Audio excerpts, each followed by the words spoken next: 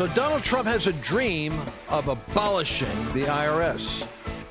Well, you know, we're printing $1 trillion worth of debt every 100 days. He can't do that, but he's going to try something else. And he just made the announcement, and I want you to dig into it.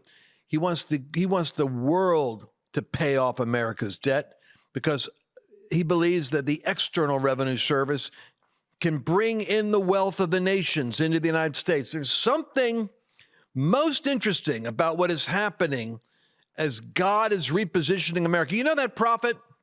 I'm going to verify this, but that prophet I've been worried about that had that prophecy about Trump getting shot and his ear bleeding.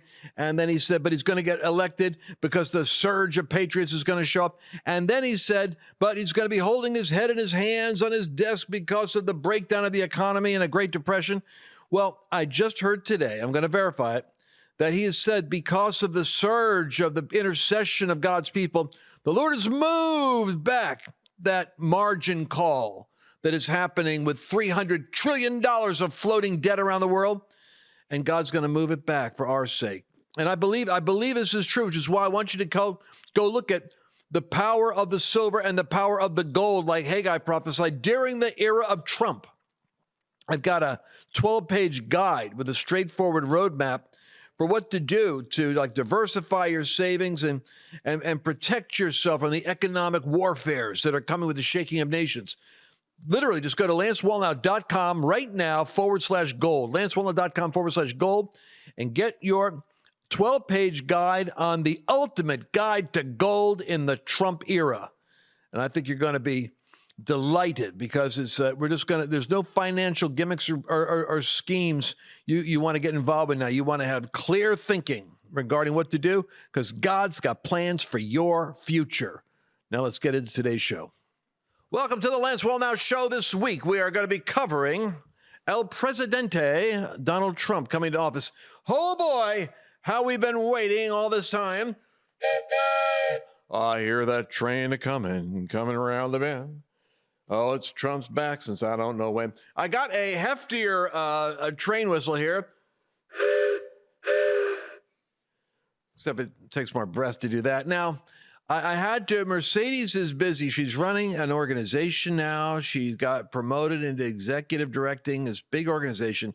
So she's busy now. And so I pulled Chelsea out of the producer role. Chelsea is eating lunch. No, I'm done. Hold up your lunch and let them know what you're doing behind that computer there. I finished my lunch. I made a brisket. It was fantastic. Lance walked in and I went, oh no, I got to eat. I ate it real quick, but I'm done. But, Carl is also gone today. Well, Carl isn't here. Carl's in here because he's on jury duty. He texted me yesterday and said, I have jury duty. I won't be there today.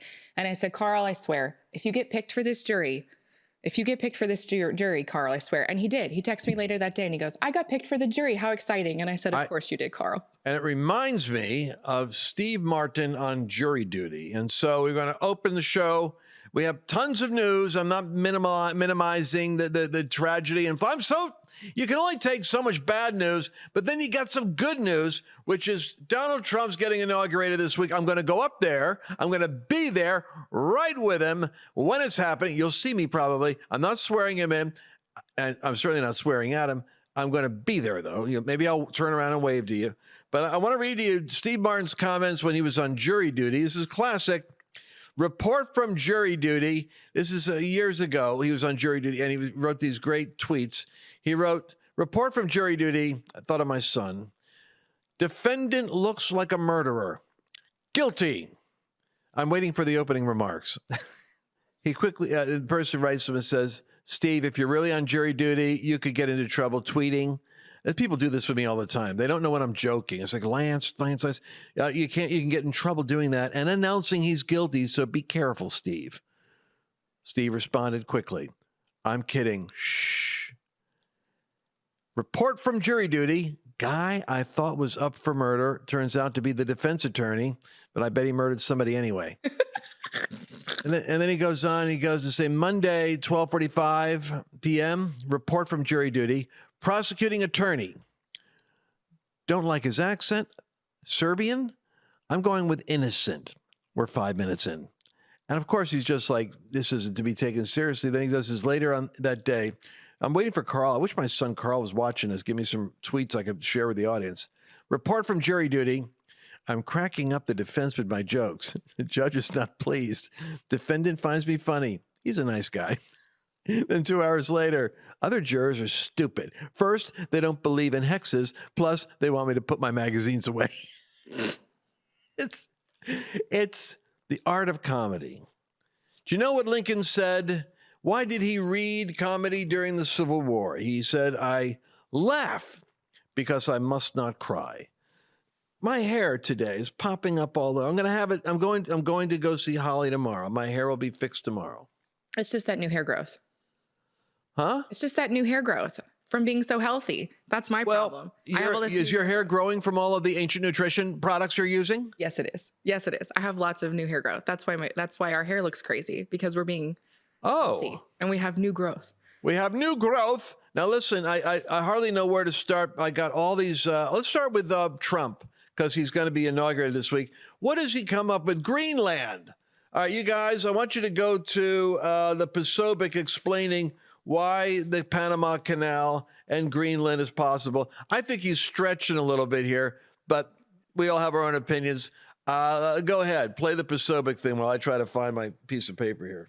Greenland was right of conquest because Denmark in 1940 whatever was occupied by the Nazis, and the deposed in exile prime minister of Greenland then signed the Mutual Defense Treaty of Greenland with us so that the Nazis wouldn't be able to use Greenland as a launching platform for the United States or anything like that. So that's when we put our military there. That's called right of conquest. It would not exist. Neither would Denmark exist at this point without the United States of America. So no, absolutely not. Now, of course, look, for the Panama Canal, there's no question.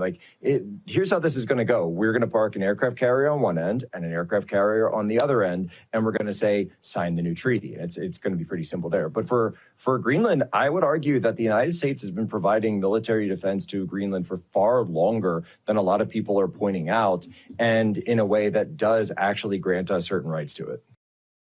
I'm sorry, but I think it's fascinating. Can you imagine any other president, Mitt Romney or McCain or someone saying, first thing I'm going to do is Canada, 51st state. Oh, I'm going to make that argument all year long. Panama Canal coming back to us. I know we gave it away. I'm taking it back. It was a bad deal. And Greenland, there's only 50,000 people there, and it's owned by Denmark. I mean, who are they? I think it's up for grabs. I'm taking it. Russia can't have it. China can't have it. I'm there first. Like putting a flag on it. Like we went to the moon. I should have claimed that. But I wasn't president then. So what's the data on this, Chelsea? You're always up on social media. So Charlie Kirk went there and Donald Trump Jr., and what did they find out?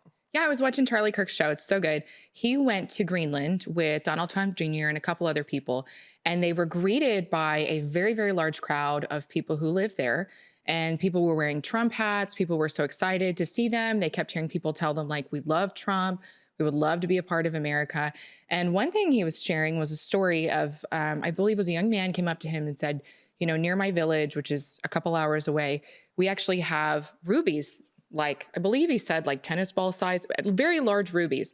And the Danish government won't allow them to mine them. They won't allow them to mine their own natural resources because of some, belief I think the Danes have. It's because they're European. They're so woke over there. They're so weirdly woke. They're like, wow, worse. At least in America, we had the woke virus, but we didn't like it. Over there, it's like they've just accepted it. Anyway.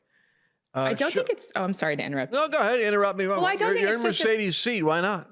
Well, I don't think it's just about the natural resources. It's also about where it is, about the location of this place. So it goes back to World War II, when we had control of that country during World War II, because it's very close to Russia. They didn't want other countries taking over it. So I believe a lot of it has to do with national security also, is wanting to absorb Greenland. Oh, yeah. Now, we don't have that image here. Maybe in post, hint, hint, our team could put it in. Greenland is strategically, Chelsea, from looking down from the North Pole, it's right there. I mean, it's the new trade route, especially with the ice caps that are melting and separating apart. It's creating new trade routes that China, Russia, all the nations, it shortcuts over into that whole part of the world. Go over the globe, over this way, rather than go around. Trump's got, it's like a whole different geography. Show image 11. Greenland's support for joining us. What are we looking at there, Chelsea? Well, 57.3% of Greenland approve support for joining the USA, whereas 37.4% disapprove. So I would believe we have the majority on our side. And if you put them together, you have the Mexican flag, the green and the red. And that tells us that Trump's next plan is to start talking about the Gulf of Mexico being the Gulf of America. And why is he doing that? Chelsea pointed out why Trump was really interested in doing that. Even though it's a specious legal argument, he is trying to expedite some drilling. Explain the theory. Well, the theory I heard, and please leave in the comments, tell me if I'm wrong. Wait a second. Is this you and your Mercedes living in TikTok? You know, all my information on my news show is coming from millennials with TikTok. No, it's not This TikTok. concerns me. I haven't been on TikTok. I've been reading the Citizen One Free Press website.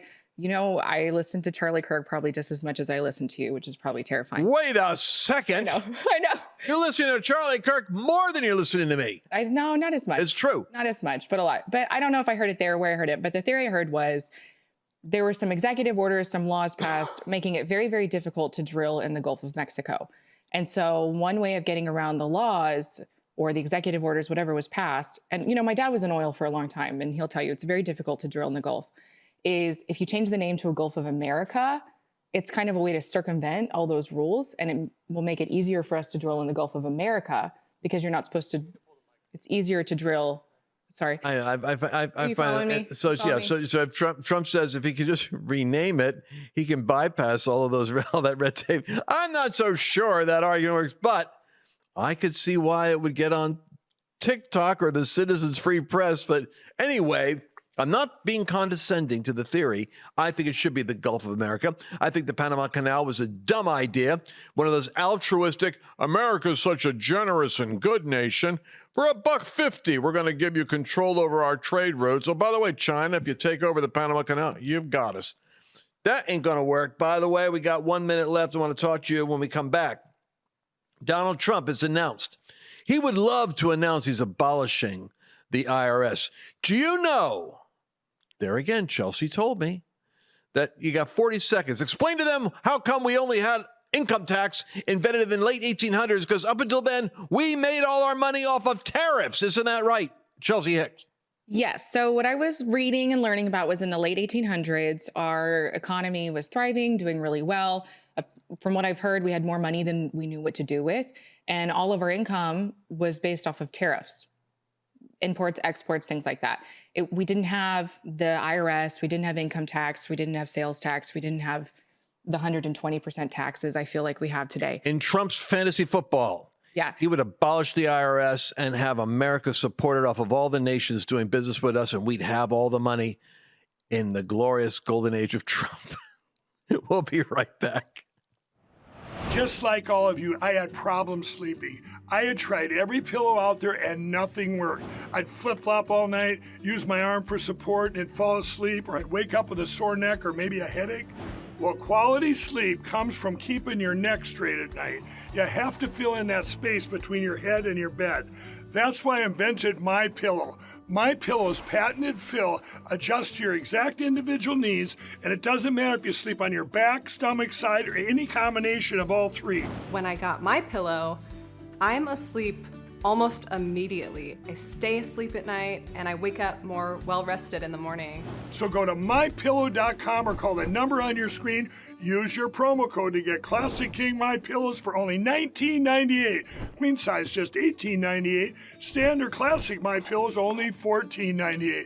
That's right, only $14.98. Plus all orders $75 or more ship absolutely free. Go to MyPillow.com and use promo code Lance to save big on all of Mike's best products. That's promo code Lance. All right, I want to come back to talking about, Donald Trump, but I have a note here on Greenland. Greenland's PM is ready to talk with Trump, maintains territory's desire for independence. Yes, the word that is going to be coming out on from these people is they want their sovereignty. They want their independence. There's only 50,000 people. This is the thing I can't understand. all that land, and there's 50,000 people. It's like having, 25 people in Edmonton, Canada or something. So it's not like, well, I guess you could say they got a country there. But I mean, there's but Denmark, how Denmark owns it, but Greenland is its own, place with its own name. It's not called, like we're New England and then there's Old England. This is like not New Denmark, but it's Greenland. And here's the thing, all those MAGA people that you're saying, I don't know if it's true. Obviously, a bunch of them could be red hats on for a photo op with Charlie Kirk and Don Jr. But the survey did show the majority. Here's the thing. We just sent $200 billion to the Ukraine. I know we throw these numbers around. Most of us can't relate to it. $1 trillion here, $1 billion there. Was it 200 million sent to the Ukraine? I believe we've sent them billions and billions, but we're sending billions. Find out how much we sent over the Ukraine, all told so far for the war with Russia. And while you look that up, I did some quick math.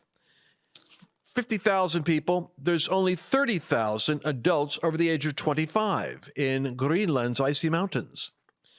Why, if I was Donald Trump, I'd say it's, a country like that's worth trillions of dollars. The mineral assets, the oil, as you said, the rubies, the whatever, the land, it's worth trillions. What if you were to give $1 million to each adult over the age of 25? 30,000 people getting $1 million each, just as a Donald Trump gift to have us build that country up and make it great and have us secure and be secure for the rest of your life for the threat of foreign powers. It would only cost what would that be? Like $30 billion. $30 billion. How much have we given to Ukraine so far? Total, we've given them $64 billion with a B, and the last payment sent was $500 million. 64 billion we'll never see come back, and we didn't get Ukraine. $65 billion. For $30 billion, we could have Greenland.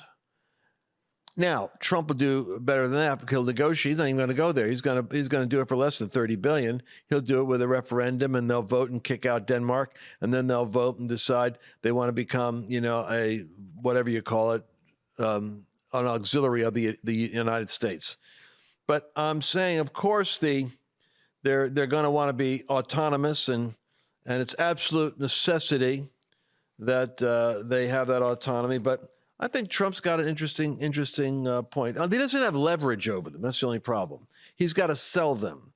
It's not like he's got, like with Canada, they owe us some horrendous figure. I think it's $800 million trade deficit, and Trump is saying that he wants them to make that up right now, beginning on day one, which is why Trudeau got bounced out. He knows their economy can't do it. How much? They owe $328.7 billion to the U.S. What was I saying? Million. It's $328 billion. That's what they owe? Yep. It says, I looked it up on Google. It has the AI overview. It says Canada owes the U.S. $328.7 billion. This makes Canada one of the countries that own the most debt to the U.S. What is the annual trade deficit? Look up trade deficit with Canada. Annual trade deficit with Canada. I think that's like $1 billion a year. The United States has had a trade deficit with Canada in every year since 1985, excluding services. In 2022, the U.S. had a trade deficit of $53.5 billion with Canada. Billion? Billion with a B. I know you're not going to like this in Canada, but you're going to say, and I understand that you have your own sovereignty, and Canada has its own maple leaf flag, and it has its own culture, and I get it, but I know it's going to happen. It's the beginning of something unraveling in the last days. It's the shaking of nations, and I'm going to tell you the future. Trump is going to put the squeeze on the nations, including Canada. He's not going to cave. He's not going to cave because America needs every dollar it can get in the war with China for global dominion of who's going to control the currency, communism or capitalism. And he's gonna require it. And if they don't give it, then he's going to say, all right, we'll make a deal. This is the way the man is. Pray for him. This is not something J.D. Vance will do. J.D. Vance is learning from Trump how to be Trumpian. But J.D. Vance is not Trump. He wouldn't have gone into office on day one saying, I think we're going to take Greenland and Panama and I think Canada while we're and rename the Gulf of Mexico. I mean, it takes somebody like Trump to come up with that. Hey, did you guys hear what he's doing with J.D. Vance says there's a deal to be made in Greenland, and Trump's refusal to rule out military force to acquire Greenland. Okay, Trump rolled out for, of course, you don't take it over by conquest, but it's currently defended by NATO because of Denmark. But here's the reality. If Trump tried to do it militarily, all of NATO would have to fight the United States. That ain't going to happen. But if they reject Denmark, then NATO drops out, then there's no NATO defense treaty. But even so, it's just really important for America strategically and the natural reserve. And as climate change reshapes the Arctic, it ignited heightened competition among global superpowers. So I'm trying to tell you, it has to do with that, the critical pathway around over the globe. Anyway, you guys got the point. Let's go to Trump wants to eradicate the IRS. Is there nothing this man will not consider? But he can't eradicate the IRS while America is $1 trillion in debt every 100 days. Folks, that is all, even with Doge and what we're talking about, Elon Musk and Vivek, they can't possibly cut. And Sirius, they don't have the authority to cut anything anyway. They can just propose. It's that you watch how slow the bureaucracy is to clip away all of the fat that's on there, on the arteries of government. So we're in huge threat.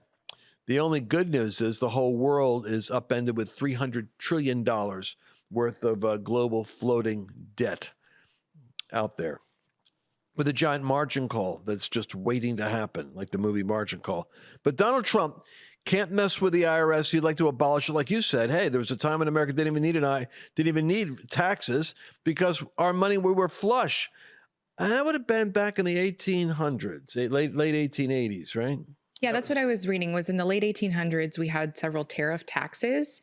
I was trying to read up on it earlier while we were doing a break. Let's see. What? Like Andrew Carnegie, Rockefeller, they supported high tariffs as they reduced competition on foreign goods. So it helped our local economy. It also brought in a lot of money. The Gilded Age. This was like during the Gilded Age, from what I understand. It was marked by explosive growth in railroads, steel production, oil refining. But anyways, we had a lot of tariffs, and that brought in a lot of revenue for the country. And so from what I understand, that's kind of the theory. And the theory was that we'd be low income tax because we had plenty of. So you listen to Trump's idea here. Just you'll be watching this whenever Chelsea gets it edited and in your face out there. But it just came out today. It's here on the screen with you. Well, they're at a TV camera right in front of it, so I'll just read it from here. For too long, we have relied on taxing our great people using the Internal Revenue Service, the IRS, through soft and pathetically weak trade agreements. The American economy has delivered growth and prosperity to the world while taxing ourselves. Isn't that something? We built China into our global competitor by letting them in to the capitalist system and thinking we were going to change them, and they didn't change. And then we killed our own economy. The American economy has delivered growth and prosperity to everybody else, while we increase the burden of taxation to ourselves. It's time for that to change. I'm today announcing that I'm going to create not the Internal Revenue Service, but the External Revenue Service to collect our tariffs, our duties, and all revenue that come from foreign sources. We're going to begin charging those that make money off us with trade, and they're going to start paying. Finally, he says in all caps, their fair share. After all these years, January 20th, 2025 will be the birth date of the External Revenue Service. I'm going to start taxing the world like Caesar, sending out a census for taxation. We're going to make America great again. And of course, when America's great, the world is safe. When America's great, the Christians are less persecuted around the globe. When America's great, the ruffians, thugs, and demonic entities that would trouble other regions of the country or the nations of the earth, they sit back and say, oh, shoot, what's the calculus involved here? I remember when I was at the National Prayer Breakfast. You guys get ready for video 13. Get it ready. I was at the National Prayer Breakfast with Trump years ago when they were trying to impeach him. And he was so hot under the collar. And my wife is Pentecostal, and she'd be praying, as we say, in the Holy Ghost. She's praying. I hear her under her voice. I said, why are you praying like that? She goes, this is what I do when you preach. I said, evidently, I get myself in trouble when I preach. She'd be praying fervently. And so she's praying because Trump is upset. What does he do? He goes, I can't believe. Yeah, you guys miss this stuff. All this drama doesn't get in the news. It's the funny stuff. It's the interesting stuff, which I know my audience likes. He says, he gets up there. God's my witness. I'm not exaggerating. He has a newspaper. Can you believe this? Pelosi's sitting up here, nice little Christian. All these Democrats, nice Christians, they're the ones that are trying to impeach me and pull me out of office. And they're acting like they're Christians here while they're trying to destroy me behind my back. Hypocrites, that's what they are. He was like a prophet, a newborn Christian with no self-control, prophetically anointed to just ventilate. He said, I see Russell Brunson here from Turkey. Good to see you back with your wife. Yeah, I remember that. Turkey had you hostage. You know, there were 20 Americans that were hostage all over the world when I stepped into office. 20. You didn't hear about that. They were all over the world. Guess what? They sent them back. None of them wanted to keep American hostages. Why do you think no country wanted to keep an American hostage when I came in? I know why. Do you know why? It's an interesting comment. And then he moved on to whatever the prayer breakfast agenda was. But oh my gosh, I'm going to miss it this year. You know, I'm going. He's become more presidential, though. He doesn't go fly loose like that. He knows how the role is, kind of statesmanlike. In a sense, he's more polished. You know, I can't believe we're out of time already. When we saw tomorrow's broadcast, we're going to play for you this hilarious lip reading of Obama and Trump. Some of you have already seen it, but it's gotten, I think it's actually, they got at least 3/4 of this thing so accurate, it's scarily hilarious. But we got more to do. Oh man, the Zuckerberg thing, and I got a Natalie Winters takedown of Zuckerberg. This is going to be tomorrow's broadcast. You don't want to miss it, but I'm going to have to sign off today. Chelsea, how can they stay in touch with us? Please subscribe anywhere you watch. If it's Spotify, Apple Podcasts, YouTube, Facebook, Instagram, Twitter, Getter, Rumble, we're literally everywhere. We are literally everywhere. Please subscribe anywhere you watch so you can get notified of new episodes. You can watch the next episodes. We would love to stay connected with you. I promise you, Lance really does go through and read the comments on a lot of these. It's pretty funny. I do. I'm obsessive at 2 or 3 in the morning. I mean, people are arguing, why are you talking to these people? Especially, I'm always arguing with people. I don't know why, because I get cranky late at night. That's because I can't get to sleep and stuff. Look at these people. What are they saying? Anyway, I love you. You're the people I'm here for. I'll see you again tomorrow. God bless you. Did you enjoy this latest episode? Please remember to share it with your friends, because the more knowledge you have, the better equipped you are to navigate